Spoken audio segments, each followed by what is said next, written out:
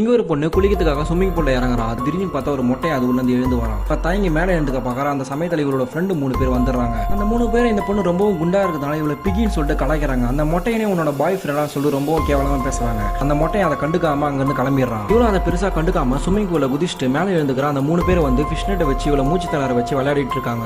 இவளும் விட்டுருங்க சொல்லிட்டு ரொம்பவும் கத்துறான். விட மாட்டாங்க, விடாம விளையாடிட்டு இருக்காங்க. ஆனா இவளுக்கு மூக்குல இருந்து ரத்தமே வந்துருது. அதனால என்ன பண்ணானா அங்கிருந்து தள்ளி கொஞ்சம் தூரம் போயிடுறான். ஆனா இந்த 3 பேர் என்ன பண்ணாங்க, இவளோட ட்ரெஸ்ஸையும் பேக்கையும் அங்கிருந்து எடுத்துட்டு போயிடுறாங்க. இவளை என்ன பண்ணன்னு தெரியாம ஸ்விமிங் பூல்ல இருந்து போட்ட ட்ரெஸ்ஸோட நடு ரோட்ல நடந்து போயிட்டு இருக்கா. அந்த சமயத்துல பின்னாடி ஒரு கார் வருது. அதுல வந்து பசங்க எல்லாம் இவளை கலாய்க்க ஆரம்பிச்சிடறாங்க. அதனால இவன் மெயின் ரோடுக்கு பதிலாக குறுக்கு வழியில போயிட்டு இருக்கா. ஒரு கார் கிராஸ் ஆகி நிக்குது. அதை பார்த்தா இவளும் பயந்து நிக்கிறா. அந்த கார்ல இருந்து ஒரு ரத்தம் தெரிக்குது. யாருன்னு பார்த்தா இவளை கலாச்ச 3 பொண்ணுங்களை ஒரு பொண்ணு ஹெல்ப் கத்திட்டு இருக்கா.